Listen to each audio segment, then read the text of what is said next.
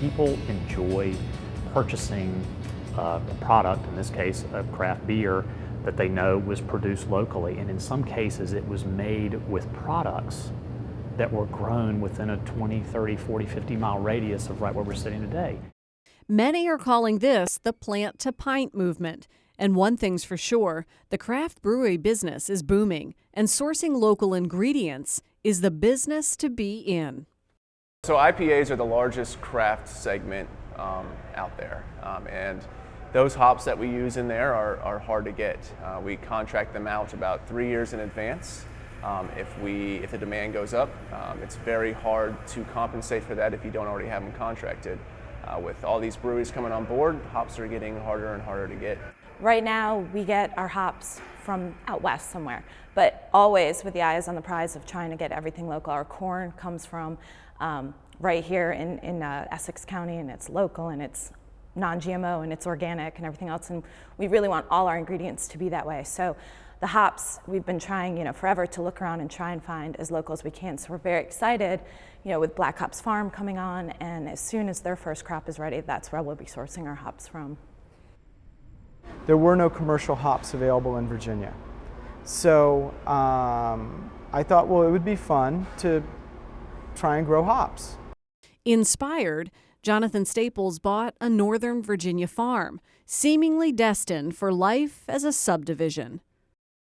I felt sort of a sense of mission that if we could show that hops was a profitable crop on land in probably the most expensive farmland in the state. Land here is between $8,000 and $20,000 an acre. My feeling was if we show that you can make money on it, that land that expensive, that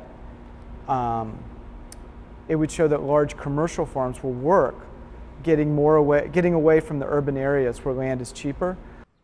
And as it turns out, the hops and grape growing seasons complement each other. Winemaker Doug Fabioli neighbors Black Hops Farm.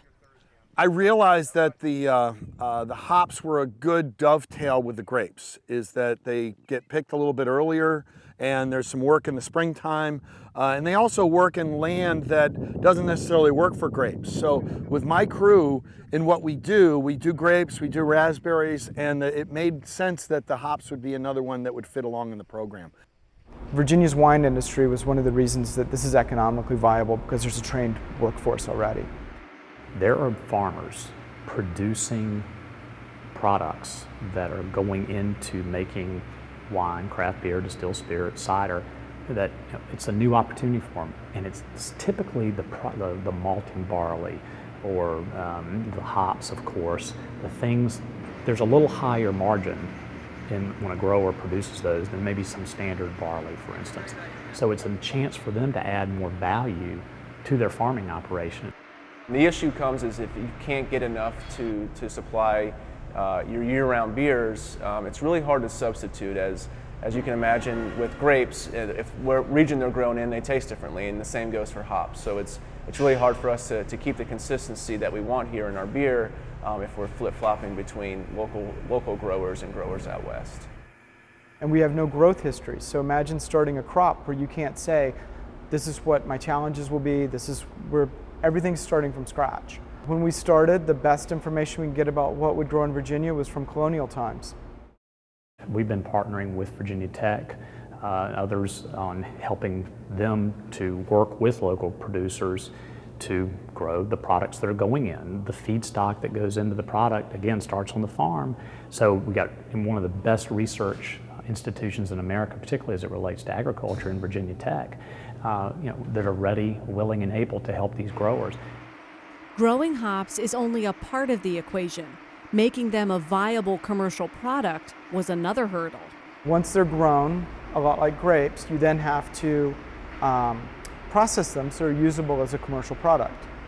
So I thought we're going to grow hops for a couple years, and then I'm going to figure out how to build a processing facility. But in talking to Loudoun County Agriculture, I said, in a couple of years we want to start processing hops. They said, well, why don't you do it sooner? And I said, well, because no one's growing hops. And they said, well, no one's going to grow hops until someone processes them. So they introduced us to Secretary Haymore, the Agriculture Secretary, and then to Governor McAuliffe's office. And we started working with them on the idea of trying to jumpstart the Virginia hops industry. We take phone calls all the time in our office. Hey, saw your announcement about this with the craft beer. It may be the announcement of a new opening or an expansion or even export sales, anything to spur the interest. They'll call us and say, hey, I've got a 50-acre farm in Goochland, or I've got this in Loudoun or Fauquier County. Who do I need to talk to about potentially growing hops? So initially people are doubtful, and they think of the reasons that it's not a good thing to do. I always use Virginia grapes as an example of what you can accomplish. The first people that did this 40 years ago, it was hard. People laughed at them, they said it's silly. And now you look at places like Fabioli, Early Mountain, the other places around Virginia that have really shown that we can really do spectacular wines here. I will say it's not my first rodeo. I mean, when I got here to Loudoun County, we had 4 wineries, and now we have 45. And I was one of the instigators to help get more wineries started and to help build the industry and get more grapes planted, build the crews to work it, build the knowledge among the owners. So it's really a dovetail off that. The model has been built. We're repeating it with the hops. Probably in hops in the whole state of Virginia, we're growing maybe 50 to 75 acres. But you jump back 2 or 3 years ago, we were probably only growing 20 to 25 acres. So we've seen very nice growth. One day, Virginia may even offer up a distinct Commonwealth flavor, sought after outside the state. The other thing that we've seen with an early test with Virginia Tech is that aromatics of hops grown here are different than the same hop grown in California, which means we'll have a distinctive Virginia hop that you will be able to, just like with wines, you'll be able to tell the provenance of the hops by the aromatics, not with chemical tests, not with anything complicated, and that's really exciting. We didn't know that would be the case when we started this 2 years ago.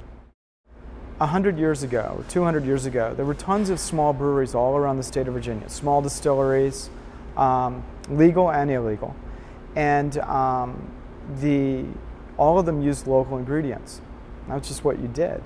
And that I hope that in 20 years it'll be the same thing in Virginia, that if you have a Virginia beer, you probably did use at least some Virginia hops, and that it would go from being a novelty, which it is now still, to an accepted thing. And the added bonus to activating that farmland? Every acre we can turn into hops is not a house. And so this would have been 40 houses. Now it's 5,300 hops plants. To learn more, visit WTVR.com/poweringvirginia. Are you tossing your milk cartons and yogurt containers in the trash? That's so yesterday. We've got a lot of new options ahead on Powering Virginia.